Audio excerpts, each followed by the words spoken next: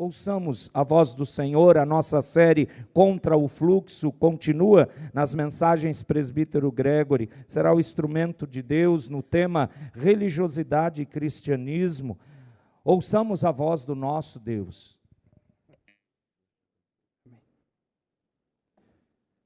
Bom dia, igreja. Bom dia, irmãos.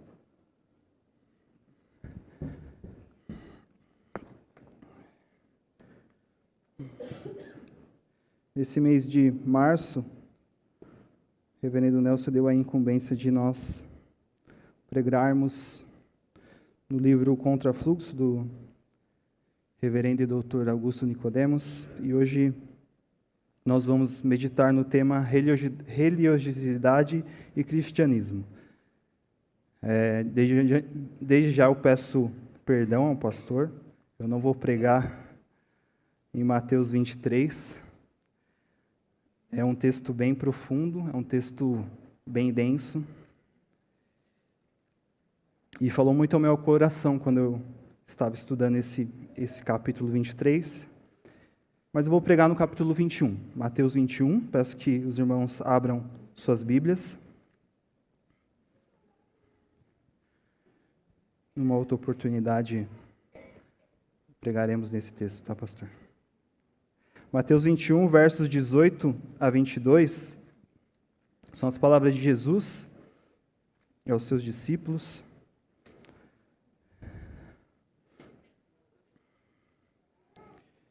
E diz assim a palavra de Deus. Mateus 21, de 18 a 22. Cedo de manhã, ao voltar para a cidade, teve fome, e vendo uma figueira à beira do caminho, aproximou-se dela, e não tendo achado senão folhas, disse-lhe: nunca mais nasça fruto de ti. E a figueira secou imediatamente.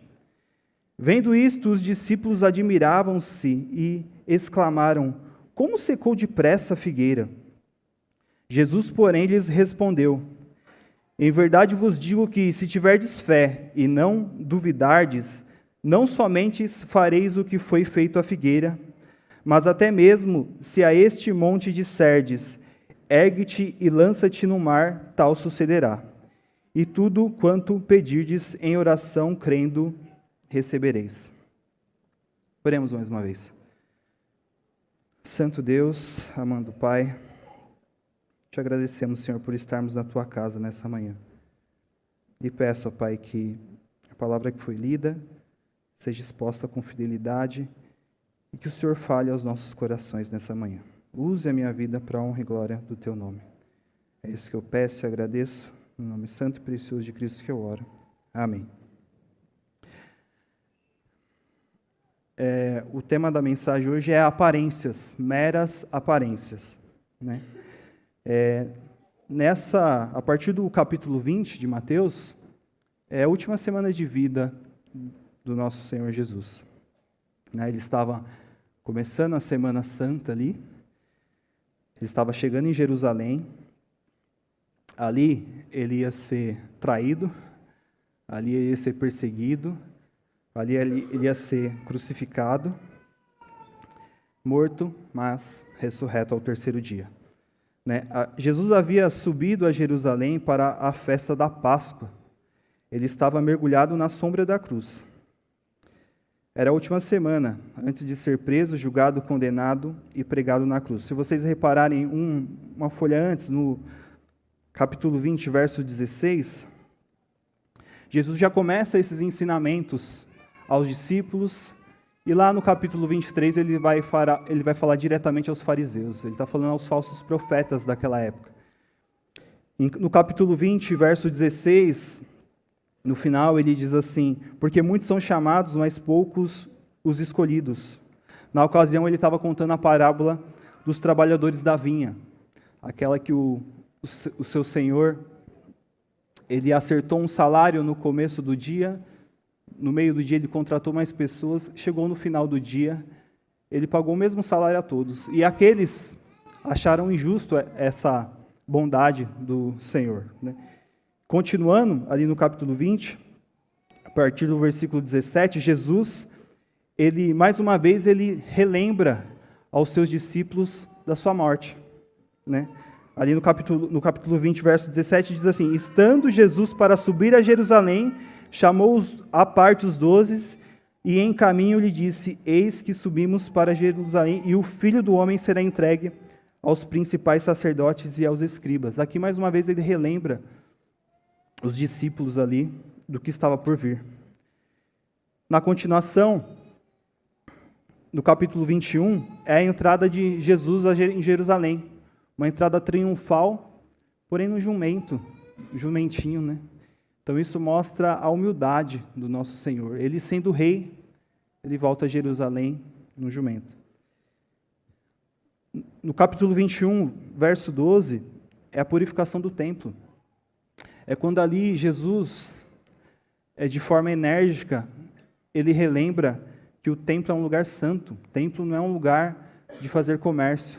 Então ele combate isso ali, ele fala no versículo 13, assim: e disse-lhes, está escrito, a minha casa será chamada casa de oração, vós, porém, a transformais em um covil de salteadores. Então, mais uma vez, Jesus ali, ele está combatendo ali os falsos profetas, os fariseus ali, né? E aí chega na perícope que eu li, que é o verso de 18 a 22. Né?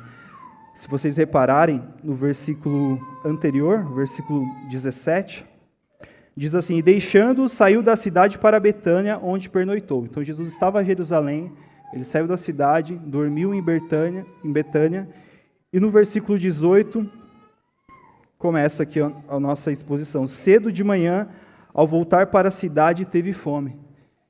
Então Jesus, voltando para a cidade de Jerusalém, ele teve fome. E ao caminhar, ele viu ali uma figueira, né? Jesus saíra de Jerusalém para pernoitar em Betânia, e logo de manhã estava de volta à cidade que o aclamara, que é a entrada triunfal dele no começo do capítulo 21. Porém, é a mesma cidade que, liderada pelos sacerdotes, reivindicaria a sua morte. Cedo de manhã, ao voltar para Jerusalém, ele teve fome. Neste momento, ele vê uma figueira à beira do caminho. Aproxima-se dela, mas não encontrou nenhum fruto, apenas folhas. E é interessante que Jesus opera um milagre aqui. No verso 19 a gente já vai chegar nele, mas é um milagre negativo do Senhor. O Senhor Jesus sempre teve milagres positivos. Ele curou pessoas, cegos voltaram a ver, paralíticos voltaram a andar, ressuscitou Lázaro, todos milagres positivos. Neste momento ele opera um milagre negativo, está no verso 19, e diz assim: e vendo uma figueira à beira do caminho, aproximou-se dela, e não tendo achado senão folhas, disse-lhes: nunca mais nasça fruto de ti. E a figueira secou imediatamente. Jesus, então, pronuncia seu juízo à figueira, aquela que, fazendo uma propaganda de frutos, porque ela estava com uma folhagem bonita, deles estava desprovida. Então, ela foi sentenciada a ficar sem frutos. Imediatamente, a figueira secou. E que lições que nós, hoje, nessa manhã, a gente pode tirar disso, desse episódio, né? Em primeiro lugar, o que eu queria destacar aqui é que folhas sem frutos são aparências que enganam. Na figueira, as folhas vêm depois dos frutos. Se a figueira tiver folhas, logo anuncia ter frutos. Mas sua aparência era enganosa.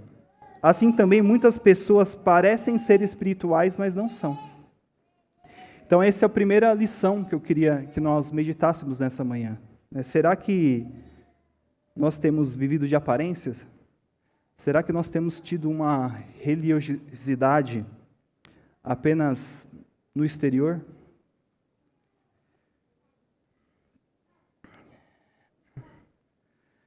Então, estrategicamente posicionadas à beira do caminho, a figueira ali, né, chama a atenção do seu porte, da sua linda roupagem, para a sua atrativa aparência. Porém, estão revestidas de folhas, mas desprovidas de frutos. Fazem propaganda de frutos, mas só têm folhas. Sua vida é uma mentira, seu discurso é um engano, sua espiritualidade é uma farsa. Então essa é a primeira lição que eu queria que nós meditássemos nessa manhã. Será que nossa vida com Deus tem sido uma farsa? Será que nossa vida com o nosso Senhor tem sido de mera aparência? Essa é a primeira lição que nós tiramos. A segunda, em segundo lugar, folhas sem frutos são propagandas que decepcionam. A figueira, primeiro, ela produz os frutos, depois brotam as folhas. As folhas protegem os frutos, mas não são substituto deles. O fruto vem antes das folhas. As folhas sem frutos são propagandas enganosas. Consumada hipocrisia. Então, quantos de nós temos vivido de meras aparências? Não temos conteúdo. A essência é o fruto. A folha é mera aparência. A figueira, por ter folhas, fazia propaganda de seus frutos, mas ao examiná-la, Jesus não encontra nelas frutos. Aquela figueira era uma decepção. E é engraçado, se você voltar seus olhos à palavra, reparem comigo de novo no versículo 19, diz assim Jesus: e vendo uma figueira à beira do caminho, aproximou-se dela, e não tendo achado senão folhas, disse-lhes. Jesus, nesse momento, ele faz uma investigação na figueira. Ele viu a figueira ali, formosa, cheia de folhas, e falou, não, deve ter algum fruto ali. Então ele parou, ele olhou, falou, deve ter um fruto escondido aqui, não sei. E ele não achou nada. Ele não achou nada. Então é isso, é uma propaganda que decepciona. Esse é o segundo ponto que eu queria destacar. O terceiro ponto, em terceiro lugar, folhas sem frutos são promessas que fracassam. Jesus não encontra frutos na figueira para matar a sua fome. Chegou faminto e saiu faminto. A promessa de frutos era exuberante, mas a realidade dos frutos era inexistente. Havia um abismo entre o que a figueira demonstrava e o que de fato a figueira era. Mesmo à beira do caminho, gerando tantas expectativas, e as mais santas, frustrava a todos. Sua mensagem aos viajantes era propaganda enganosa, suas promessas eram um consumado fracasso. Então, em terceiro lugar, folhas sem frutos são promessas que fracassam. Fracassam. E assim é a nossa vida com Deus. Se nós não tivermos uma vida digna, uma vida constante em caminhar com Cristo, a gente fracassa também. Quando as tentações vêm, quando as lutas vêm, a gente fracassa, a gente questiona, a gente cai, a gente peca. Então, esse é o terceiro ensinamento que nós tiramos dessa passagem. E, em quarto lugar, folhas sem frutos desembocam em um severo juízo. Mateus aqui, ele registra na sua palavra severa, Mateus registra que Jesus teve uma palavra severa à figueira. Está ali no finalzinho do versículo 19, nunca mais nasça de ti frutos, e a figueira secou imediatamente. E no versículo 20 diz, vendo isto, os discípulos admiravam-se e exclamavam, como secou depressa essa figueira? Assim é Cristo para com nós, irmãos. Mateus registra a palavra severa de Jesus à figueira, nunca mais nasça de ti frutos. Marcos, de igual forma, registra, nunca mais coma algum fruto de ti. Está lá em Marcos 11, 14. Imediatamente após a sentença de Jesus, a figueira secou e secou até a raiz. Está lá em Marcos, essa mesma passagem está relatada em Marcos, no versículo 20, capítulo 11, versículo 20, está registrado lá, eu vou ler aqui para os irmãos. Marcos 11, 20 diz assim, passando eles pela manhã, viram que a figueira secara desde a raiz.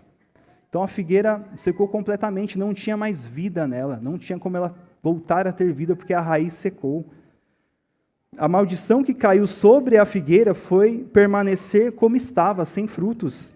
O que Jesus fez foi arrancar sua máscara e sentenciá-la a permanecer estéril. Jesus não amaldiçoou aquela figueira.